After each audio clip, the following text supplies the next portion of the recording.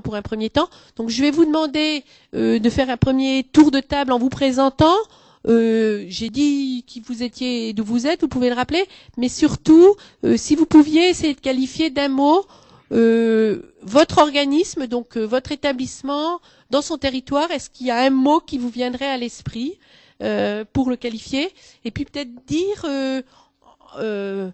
quand même, pour qu'on sache d'où vous parliez, quelques mots qui présentent un peu votre établissement ou votre organisation, et puis du coup son lien au territoire, avant qu'on aborde la question. Donc je vous laisse la parole. On commence par Virginie Charrière. Bonjour à tous. Donc moi je travaille à la Maison de l'Emploi et de la Formation de la Nièvre. Donc nous sommes à l'échelle du département de la Nièvre, contrairement à d'autres maisons de l'emploi. D'ailleurs la majorité sont à l'échelle souvent de bassins d'emploi ou de pays. Nous, on se pose aussi la question de la territorialisation, puisque donc à l'échelle du département, on réfléchit aussi au lien entre le département et les 3 pays que compose la Nièvre. Donc le pays Nivernais-Morvan que je connais un peu plus et peut-être sur lequel je m'arrêterai un peu plus tout à l'heure, puisque donc il y a le CFPPA du Morvan avec lequel nous travaillons, et puis 2 autres pays, le pays Bourgogne-Nivernaise et le pays Nevers-Sud-Nivernais, où effectivement il y a un autre CFPPA, le CFPPA de Nevers-Chaluis, donc avec lequel on travaille un tout petit peu moins. Voilà, la Maison de l'Emploi, c'est 6 sites sur la Nièvre.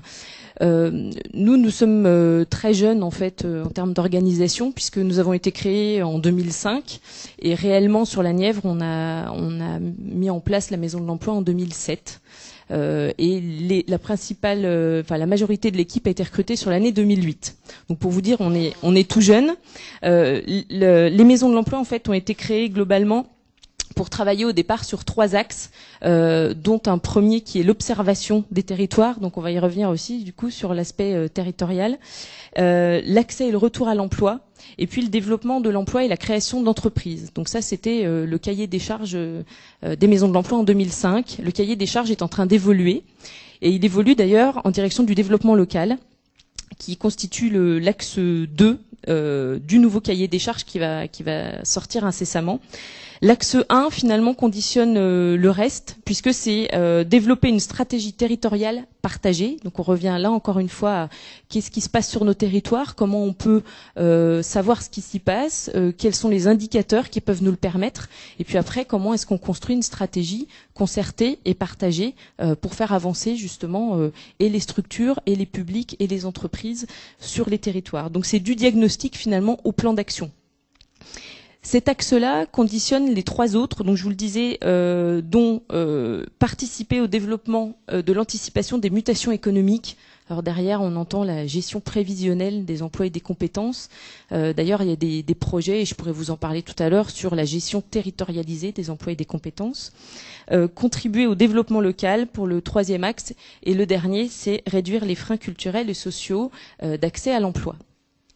Donc c'est un vaste programme. Il me semble que, pour revenir au sujet d'aujourd'hui, que les CFPPA ont toute leur place sur ces 3 axes. Nous, on a commencé à travailler avec le CFPPA du Morvan depuis de longues dates, puisque avant sur la Nièvre, il y avait une MIF, mission d'information sur la formation et l'emploi. Donc on travaillait déjà avec les CFPPA à cette époque-là. Et donc c'est vrai que le CFPPA pour moi aujourd'hui c'est pas qu'une offre de formation, mais il me semble qu'en tout cas sur la Nièvre les CFPPA ont su s'ouvrir à d'autres missions.